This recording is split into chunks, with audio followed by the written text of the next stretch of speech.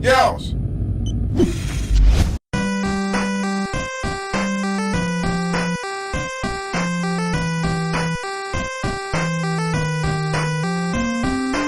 Hello everyone, Scott here from ClassicElite.com with my review of Pier and the Great Architects. Now, to celebrate the 20th anniversary of the Sega Genesis or Mega Drive, Watermelon Games released a new 16-bit RPG that you actually play on the original hardware. Here's a little backstory for you.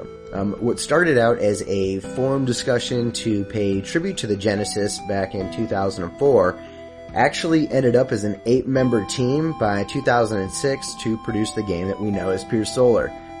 I actually grew up as a Genesis kid in the 90s, so I love the idea of a Genesis cartridge coming out that pays homage to the system. But for me, I was honestly a little torn because I didn't really grow up as a fan of RPGs, and I'm not really the biggest fan of them to this day. Despite that, I'm really a big fan of this game. I'm surprised at how much I've enjoyed it. So the story revolves around 3 great friends who live in the town of Reja. The main characters are Hostin, who's a botanist, Alina, who's basically described as a girl with father issues, who's strong with magic, and Edisat is a young mechanical genius. Hostin is the main protagonist, and the game starts off with his father being sick. So Hostin, Edisat, and Alina need to go to the nearby caves, which are very dangerous, to get something that's going to make Hostin's father feel a little better to bide some time for a doctor to arrive. Well, while they're doing this, there's a really cryptic tale of evil that starts to unfold, and just like any teenagers in an RPG, they take off on a journey to take care of this evil. Now, I'm not going to go into too much more detail with the story. I will give a sweeping generalization that this game does contain a very nicely written adventure story. You do gain and lose members of your party as the game progresses, and I actually think that they do a nice job of making group changes that are relevant to the story. Normally I don't give a lot of thought to game stories, so I'm impressed that this one kept my attention. Watermelon Games put this on a 64 meg high density cartridge, and I'm guessing that that's one of the reasons that they were able to get such amazing graphics out of this game. It's not just that the colors are really bright and pretty, it's that they did a nice job of making each area feel very distinct. You know which area you're in. The art design is clearly anime inspired. It's also what you'd expect in a 16-bit RPG. But the enemies have a really nice variation in both size and color. So I wanted to draw attention to that before we get to music. And music is probably my favorite thing about this game. It really is so good, especially the boss fight music. I think that has my favorite track.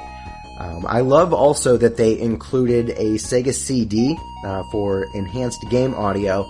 I think it's a really great addition to the packaging. It adds to the nostalgia a lot.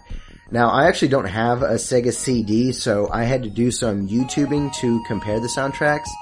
And maybe it's because I didn't have the Sega CD, or because I'm kind of old, or maybe it's because I'm a fan of chiptune music, but for me it's not even close. I prefer the soundtrack on the cartridge to the Sega CD.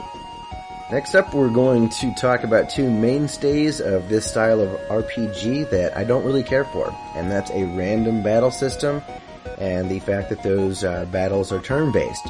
Watermelon did a good job of making these elements not so painful for me. The reason that random battles didn't really bother me that much is because you do level up fairly quickly. So it's not often that a battle felt like a complete waste of time. Also, I liked the pacing. The frequency of the occurrence of the battles was really appropriate for the size of the areas that you were in. This is a gameplay mechanic that I don't think I'll ever enjoy, but I do have to say that Pier is really not too bad in this game. Another thing in RPGs, like I had mentioned, that I didn't care for is the turn-based combat, but eventually I actually did start to like the battle system. It's not too hard to understand, and there's a mechanic that allows for your character to power up instead of executing an offensive or a defensive move. On the next turn, the same character can make that attack more powerful or send that power to another party member. This power-up is called Gather. and this adds a lot of possibilities to what you can do in the battle area. The last thing that I want to mention about the battle system is that it includes air and ground enemies, which prevented me from spamming the attack button. Because of this, the battle system didn't get boring. I had to focus and engage, and that made it pretty enjoyable for me.